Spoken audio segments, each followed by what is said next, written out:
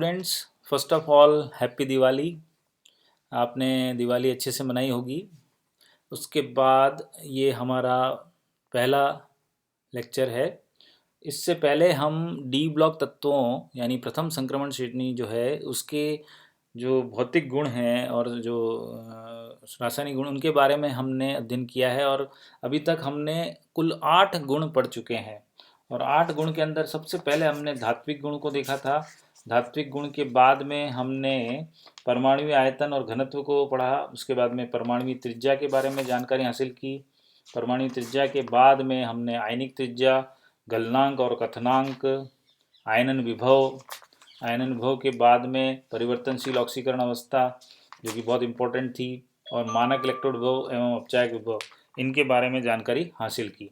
आज हम जो टॉपिक पढ़ने जा रहे हैं वो ऐसा टॉपिक है जो अकेला ही 5 नंबर का पूछा जा सकता है। यानी आपसे पूछा जाएगा संक्रमण तत्वों के चुंबकीय गुणों के बारे में विस्तार से टिप्पणी कीजिए। तो चुंबकीय गुण का नाम आते ही आपको ये समझ जाना चाहिए कि ये सबसे इम्पोर्टेंट प्रॉपर्टी है संक्रमण तत्वों की।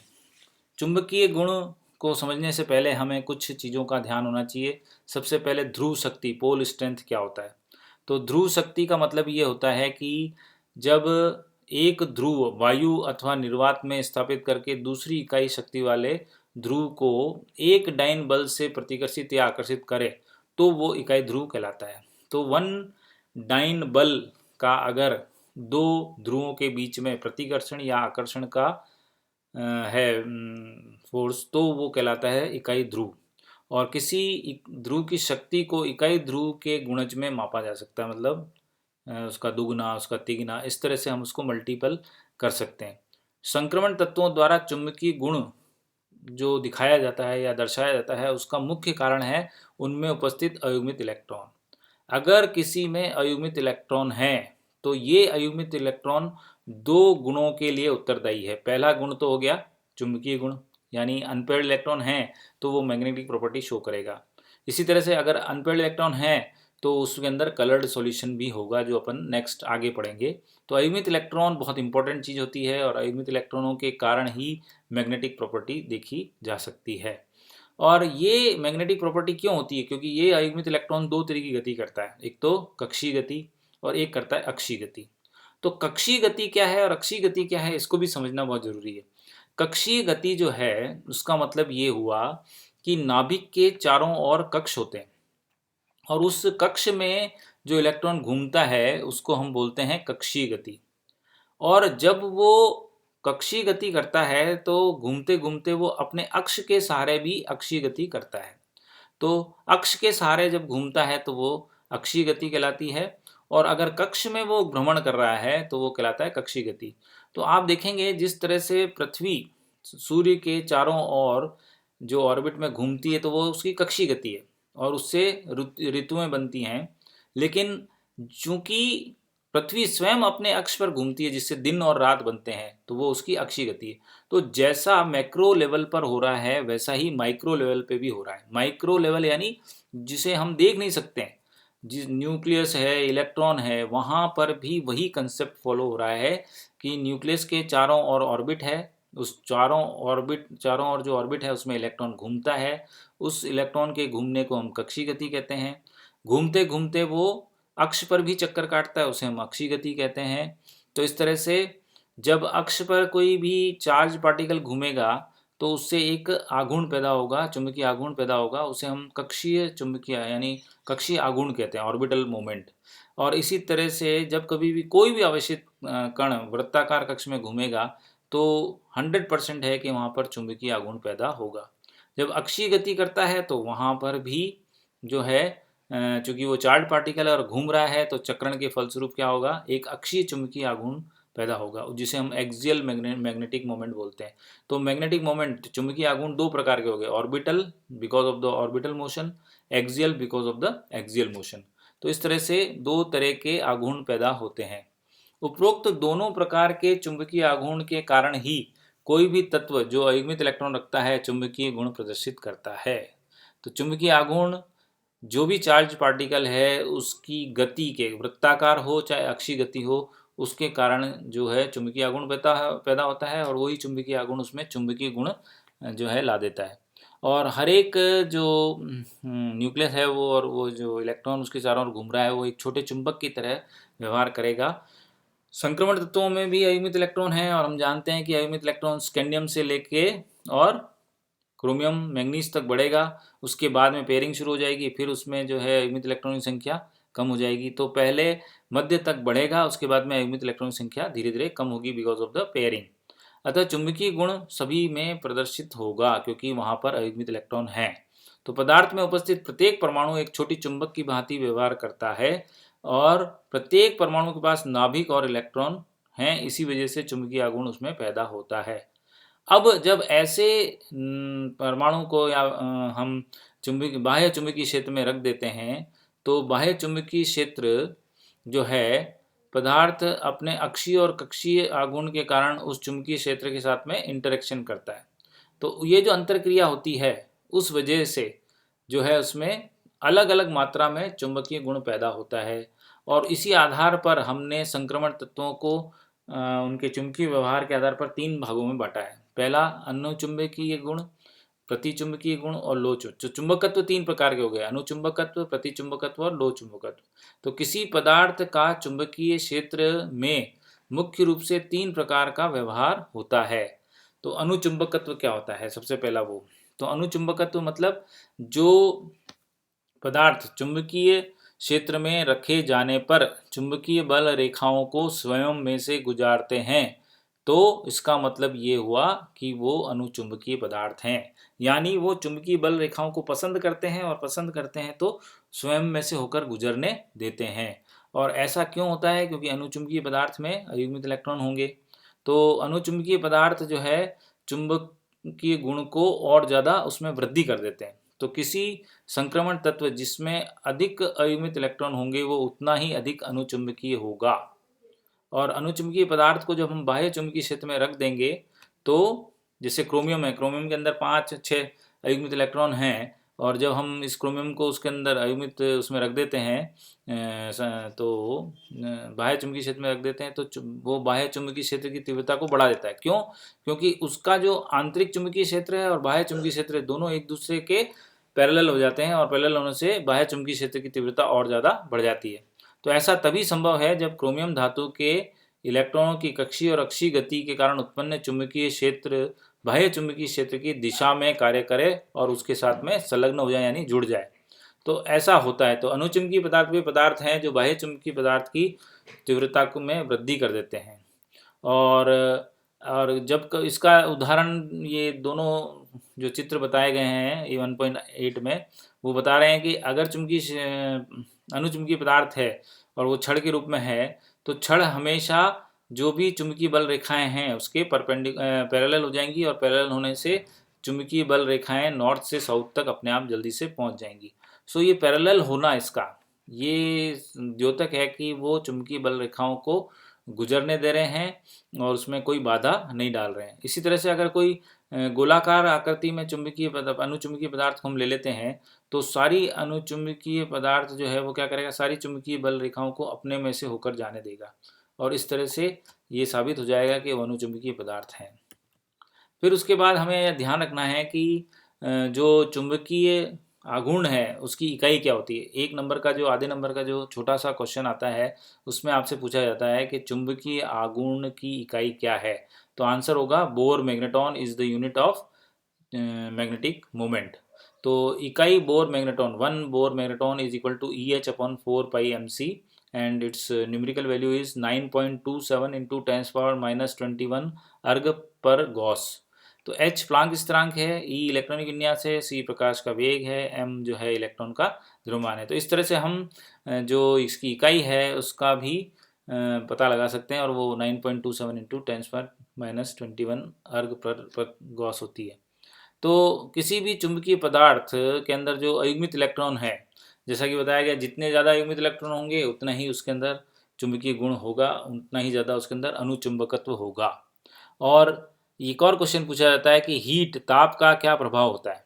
तो ताप बढ़ाने पर अनुचुंबकत्व में कमी आती है। तो ऐसा क्यों होता है कि अनुचुंबकीय पदार्थों में जो इलेक्ट्रॉनों का जो मोशन है परपेंडिकुलर, मतलब एक दूसरे के वो व्यवस्थित रहते हैं, और जब गर्म करते हैं तो इलेक्ट्रॉन इधर उधर भागने लगते हैं, उससे व्यवस्था बिगड़ जाती है। व्यवस्था बिगड़ने से अनुचुंबकत्व में कमी आती है। तो ताप बढ़ाने पर अनुचुंबकत्व में कमी आती है।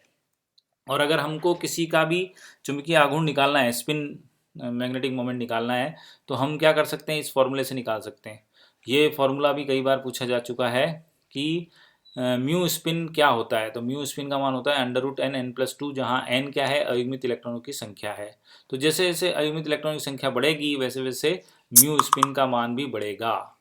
तो इलेक्ट्रॉन का विषम संख्या में होना अनुचुंबकीय पदार्थों का अभिलक्षण है, क्योंकि जब कभी भी विषम संख्या में इलेक्ट्रॉन होंगे तो एक ना एक अयुग्मित इलेक्ट्रॉन तो होगा ही उसमें, और जब अयुग्मित इलेक्ट्रॉन होगा तो उसमें अनुचुंबकत्व भी होगा।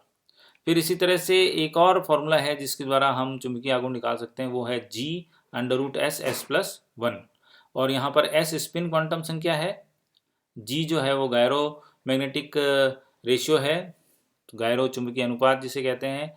√s(s+1) जो है इलेक्ट्रॉनों का कोणीय आघूर्ण है, और जब हम G का मान 2 रख देते हैं और S का मान आधा रख देते हैं, S मतलब स्पिन, तो हर एक का जो इलेक्ट्रॉन का स्पिन होता है उसकी वैल्यू हाफ मानी गई है।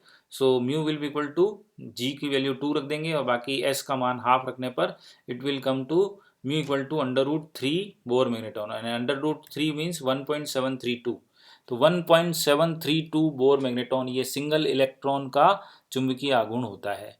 सो एक अयुग्मित इलेक्ट्रॉन किसी में है तो वह 1.732 बोर मैग्नेटॉन का चुंबकीय आघूर्ण प्रदर्शित करेगा। अनुचुंबकीय पदार्थ, जैसा कि पहले ही बताया मैंने आपको, ताप का व्युत्क्रमानुपाती होता है।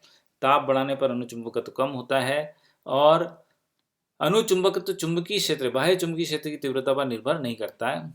गॉस नियम कहता है कि P जो है वो किसके बराबर होता है, 1+4π xi के बराबर होता है।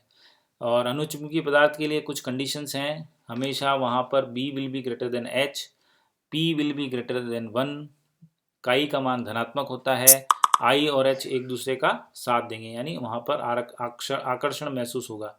अब ये B क्या है, H क्या है, P क्या है, xi क्या है, ये सब अपन आगे आपको बताया जाएगा। P will be equal to B upon mu, और xi जो है वो होता है I/H0। तो ये अपन को ध्यान रखना है, ये फॉर्मूले हैं। xi will be equal to I/H0। I intensity है और H0 बाह्य चुंबकीय क्षेत्र की तीव्रता है। प्रतिचुंबकत्व क्या होता है, तो प्रतिचुंबकत्व जो है वो उन पदार्थों के द्वारा दिखाया जाता है जिसके अंदर अयुग्मित इलेक्ट्रॉन नहीं होते हैं। यानी समस्त इलेक्ट्रॉन यदि युग्मित है तो वो पदार्थ कैसा होगा, प्रतिचुंबकीय होगा। तो प्रतिचुंबकीय पदार्थ जो है उनको यदि हम चुंबकीय क्षेत्र में, बाह्य चुंबकीय क्षेत्र में रख देंगे तो वो चुंबकीय बल रेखाओं को प्रतिकर्षित करेंगे। They will repel the magnetic magnetic lines.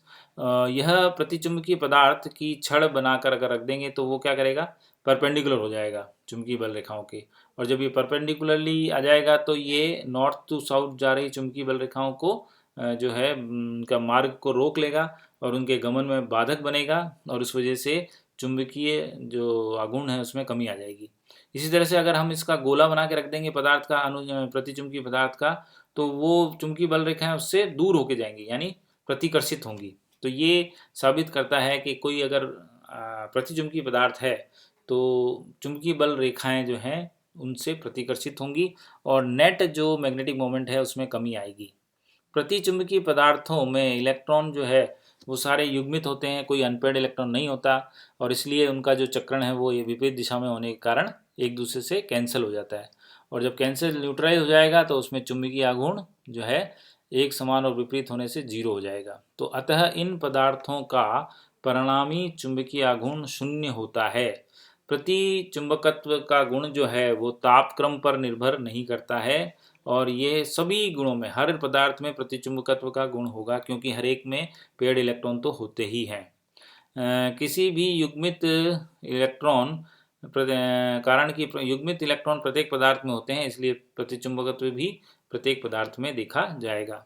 प्रतिचुंबकत्व का अनुचुंबकत्व का विरोधी होता है, अनुचुंबकत्व की तुलना में प्रतिचुंबकत्व हमेशा दुर्बल होता है और ये माना गया है कि अनुचुंबकत्व जो है प्रतिचुंबकत्व का 100 गुना होता है। अतः अनुचुंबकीय पदार्थों में उपस्थित प्रतिचुंबकत्व हमें कभी भी दिखाई नहीं देता है। तो प्रतिचुंबकत्व उसमें होता है लेकिन अनुचुंबकत्व उससे 100 गुना ज़्यादा है, इसलिए ये प्रतिचुंबकत्व हमें दिखाई नहीं देता। प्रतिचुंबकत्व का गुण चुंबकीय क्षेत्र की प्रबलता H पर निर्भर नहीं करता है। और काई मैंने जैसा कि बताया, काई होता है I/H। तो चुंबकीय प्रवृत्ति काई के द्वारा निरूपित की जाती है और चुंबकीय प्रवृत्ति I/H। और अगर हम किसी भी प्रतिचुंबकीय पदार्थ को लें तो उसके लिए क्या क्या कंडीशंस हैं? H should be greater than B, P is less than 1, काई is negative, I and H जो है वो एक दूसरे के विरोध में होंगे। अब यहाँ पर एक एक चीज़ का वर्णन किया हुआ है। बी जो है वो टोटल मैग्नेटिक इंडक्शन है, यानी कुल चुंबकीय प्रेरण है। पी जो है मैग्नेटिक सबसे परमेबिलिटी है, जिसे हम चुंबकीय पारगम्यता कहते हैं। तो ये प्रतिचुंबकत्व और अनुचुंबकत्व में क्या क्या कंडीशंस हैं वो आपको याद रखनी है, 1 नंबर में पूछी जा सकती है। कि प्रतिचुंबकीय पदार्थ के लिए condition number 1 H should be greater than B, condition number 2 P is less than 1, condition number 3 chi will be always negative, and fourth is I and H will repel each other or they will be opposite to each other, विरोध करेंगे एक दूसरे का। फिर वे अनुचुंबकीय पदार्थ जो प्रतिचुंबकत्व भी दर्शाते हैं उनमें परिणामी अनुचुंबकत्व प्रतिचुंबकत्व को घटा के प्राप्त किया जा सकता है। और जनरली मैंने बताया आपको अनुचुंबकत्व प्रतिचुंबकत्व का 100 गुना होता है। अब आता है तीसरा प्रकार, लोह चुंबकत्व। लोह चुंबकत्व का मतलब ये हुआ कि अगर हमने किसी पदार्थ को चुंबकीय क्षेत्र में रख दिया और वो परमानेंट मैग्नेट के अंदर कन्वर्ट हो गया तो हम कहेंगे कि वो लोह चुंबकीय पदार्थ है। और लोह चुंबकत्व केवल 3 में ही पाया जाता है और वो है आयरन, कोबाल्ट एंड निकल। तो आयरन, कोबाल्ट और निकल ही लोह चुंबकत्व का गुण दर्शाते हैं। और लोह चुंबकत्व जो भी दर्शाएंगे उनके लिए कुछ जो है शर्तें हैं, और वो क्या शर्तें हैं वो भी अपन पढ़ेंगे। तो स्थायी चुंबकत्व दर्शाने वाले ये पदार्थ लोह चुंबकीय पदार्थ कहलाते हैं, यानी जिनको चुंबकीय क्षेत्र में रख दिया और रखने के बाद में वो परमानेंट मैग्नेट बन गए तो वे पदार्थ लोह चुंबकीय पदार्थ कहलाएंगे। संक्रमण तत्वों में लोहा सबसे ज़्यादा ये गुण प्रदर्शित करता है, इसीलिए इसका नाम लिखा है लोह चुंबकत्व। लोहे में सबसे ज़्यादा होता है इसलिए इसका नाम हो गया लोह चुंबकत्व। लोह चुंबकत्व पदार्थ में के लिए अयुग्म इलेक्ट्रॉन उसमें भी होना बहुत ज़रूरी है। उसके अलावा 2 और शर्तें हैं, ये कई बार आपसे पूछी गई है कि what are the necessary conditions for a material to be ferromagnetic. तो फेरोमैग्नेटिज्म के लिए क्या क्या आवश्यक शर्तें हैं? पहली, ऊर्जा स्तर में अंतर कम होना चाहिए। परमाणु इतने समीप रहने चाहिए या स्थित होने चाहिए कि परमाणुीय कक्षक परस्पर अतिव्यापन करके आंशिक रूप से सहसंयोजक बंध बना सकें, अन्यथा इलेक्ट्रॉनों के युग्मन की संभावना रहती है। तो जो भी अयुग्मित इलेक्ट्रॉन हैं वो युग्मित न हो और परस्पर अतिव्यापन से जो है उनके अंदर, ये तभी संभव है जब ऊर्जा स्तर के अंदर जो अंतर है वो बहुत कम होगा। दूसरा, लोह चुंबकीय पदार्थों में इलेक्ट्रॉन इलेक्ट्रॉन प्रतिकर्षण बल जो है वो इलेक्ट्रॉन नाभिक आकर्षण बल से अधिक होता है।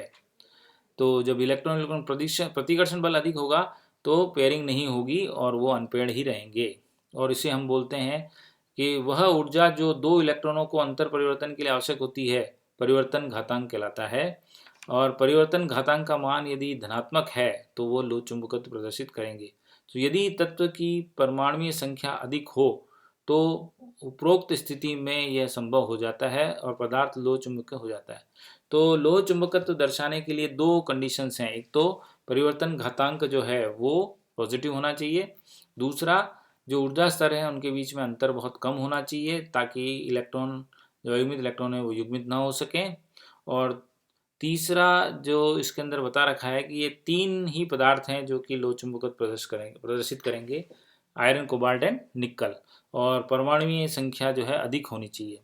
और अगर कंपैरिजन किया जाए तो हम पाते हैं कि लोह चुंबकत्व अनुचुंबकत्व का 100 गुना होता है, और अगर ये 100 गुना है अनुचुंबकत्व का तो प्रतिचुंबकत्व का ये 10,000 गुना होगा। So it is 10,000 times that of the diamagnetic material. अब आता है संक्रमण तत्वों में चुंबकीय व्यवहार क्या होता है। संक्रमण तत्वों में हम जब देखते हैं अयुग्मित इलेक्ट्रॉन मध्य तक बढ़ते हैं और उसके बाद में फिर जो है उसमें पेयरिंग शुरू हो जाती है, तो अयुग्मित इलेक्ट्रॉन की संख्या फिर कम हो जाती है। तो चुंबकीय पदार्थ जो हैं संक्रमण तत्वों के अंदर कुछ संक्रमण तत्व जिनमें अयुग्मित इलेक्ट्रॉन नहीं है को छोड़कर सभी अनुचुंबकत्व दर्शाते हैं, और आयरन कोबाल्ट निकल तो लोह चुंबकत्व का गुण भी दर्शाते हैं। तो संक्रमण तत्वों में उपस्थित चुंबकीय आघूर्ण इलेक्ट्रॉन की कक्षीय और अक्षीय गति के कारण होता है। ये अपन ने पढ़ ही लिया शुरुआत में कि कक्षीय गति और अक्षीय गति दोनों चुंबकीय आघूर्ण देते हैं, और चुंबकीय आघूर्ण की वजह से उसके अंदर जो है चुंबकत्व आ जाता है। संक्रमण यौगिकों में इन तत्वों के साथ लिगैंड की उपस्थिति भी संक्रमण तत्वों के अयुग्मित इलेक्ट्रॉन की कक्षीय गति को रोक देती है। तो लिगैंड के आने से जब कॉम्प्लेक्सेशन होता है तो कई बार अयुग्मित इलेक्ट्रॉन की कक्षीय गति रुक जाती है। तो उनके चुंबकीय गुण के लिए कौन जिम्मेदार होता है? केवल उसकी अक्षीय गति। तो कई बार ये देखा गया है कि चुंबकीय आघूर्ण ज़्यादा होना चाहिए लेकिन वो कम देखा जाता है। उसका कारण ये है कि लिगैंड जो भी इलेक्ट्रॉन है अयुग्मित इलेक्ट्रॉन उसकी कक्षीय गति को रोक देता है। जब कक्षीय गति रुक जाती है तो अब एक ही गति बचती है, वो है उसकी अक्षीय गति। तो इलेक्ट्रॉन अपने अक्ष पर ही घूमता रहता है, और जब इलेक्ट्रॉन अपने अक्ष पर घूमेगा तो क्या होगा, उसके अंदर चुंबकीय आघूर्ण जो है वो कैसा होगा? स्पिन वाला। तो चक्रण गति के फलस्वरूप ही चुंबकीय आघूर्ण पैदा होगा। और ये जो चुंबकीय आघूर्ण है वो कैसे निकाला?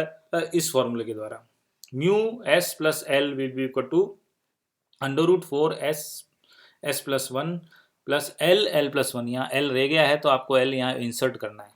l जो है चुंबकीय कक्षीय आघूर्ण है, s जो है वो अक्षीय आघूर्ण है। तो s और l ये दो चीज़ें हैं यहाँ पे। s भी कैपिटल होगा तो ज़्यादा बढ़िया रहेगा।